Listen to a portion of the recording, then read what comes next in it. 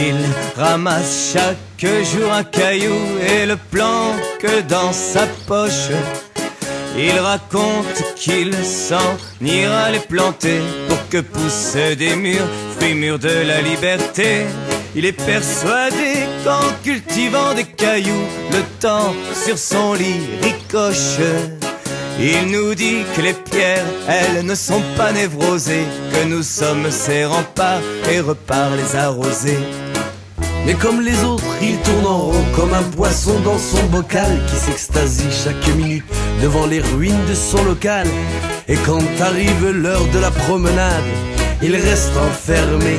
C'est comme ça qu'il s'évade, il rentre le premier, juste le temps de gober du soleil et de gratter le sol pour trouver une merveille, un bout de béton qui est pas pareil, un bien unique, le seul sur terre qui le fait tenir, se dire que chaque jour est à marquer d'une pierre.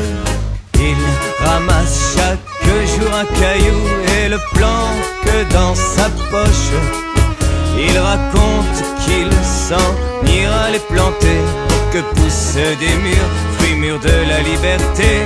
Il est persuadé qu'en cultivant des cailloux, le temps sur son lit ricoche. Il nous dit que les pierres, elles ne sont pas névrosées, que nous sommes ses remparts et repart les arroser. On a tous oublié pourquoi il est tombé, mais on sait qu'il est resté accroché. Il s'est agrippé à la paroi, même au jour de silex quand y'a personne au parloir. Les jours de démence où on lâche prise pour chuter plus bas, s'abandonner à la brise. Dans ce cas, on se rattrape toujours à quelque chose. In extremis c'est brisé, on arrose des fleurs grises. Le marginal à la mine fragile ne comprend pas la justice de granit et machinal. Et pourquoi ceux qui font carrière comme par magie jouissent d'un jugement de glaise ou d'argile. Il regrette ses crimes mais pas ses idées. On finit sous une pierre par nécessité. À l'édifice des hommes avant qu'ils ne se détruisent, il voulait apporter sa pierre, et bien il l'a reprise. Il ramasse chaque jour un caillou et le planque dans sa poche. Il raconte qu'il s'en ira les planter pour que poussent des murs, fruits mûrs de la liberté. Il est persuadé qu'en cultivant des cailloux, le temps sur son lit ricoche. Il nous dit que les pierres, elles ne sont pas névrosées, que nous sommes ses remparts et repart les arroser.